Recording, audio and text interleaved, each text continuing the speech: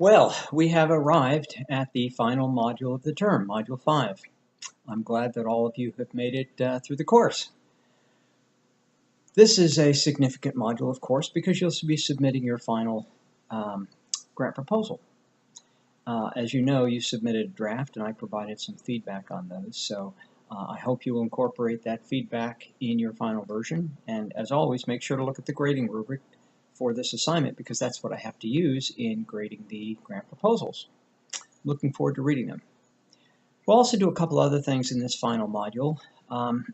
We will take a look at the grant writing process from the other side. In other words, what do funding organizations look for when they're thinking about hiring a grant writer? Some of you may write grants as employees for organizations, but some of you may work as freelance grant writers.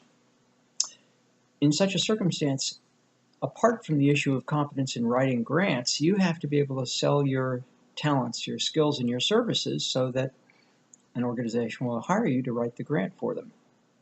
So how do you go about doing that? Well, part of this is understanding what they're looking for.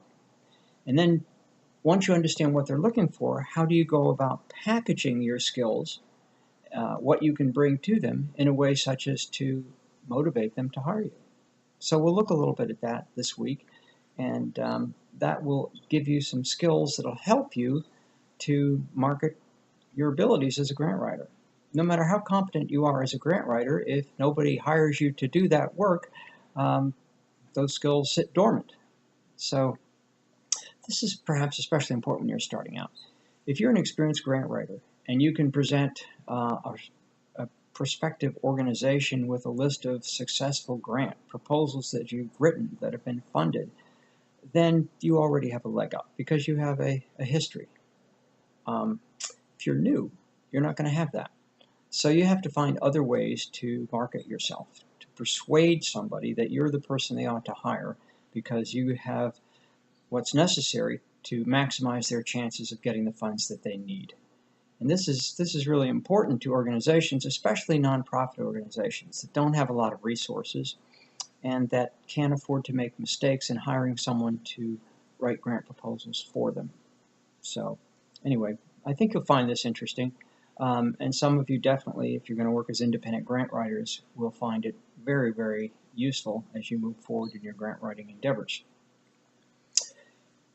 This week there are no discussion questions. I do have a forum in which you can submit questions about your final draft, final grant proposal, and you can still contact me personally. But the reason I created that forum is sometimes if one student has a question, other students may have the same question or can benefit from the answer to that. So I created a forum in which you can submit your questions if you choose. I'll check that every day, as well as my regular email. And as I've mentioned throughout the course, you can always give me a call. So I'm really looking forward to see what you're able to do on these final grant proposals. I've enjoyed reading your work during the course of the term and interacting with many of you. And I wish you well this week and in your subsequent work at Troy and thereafter. So good luck, and again, let me know if you have any questions.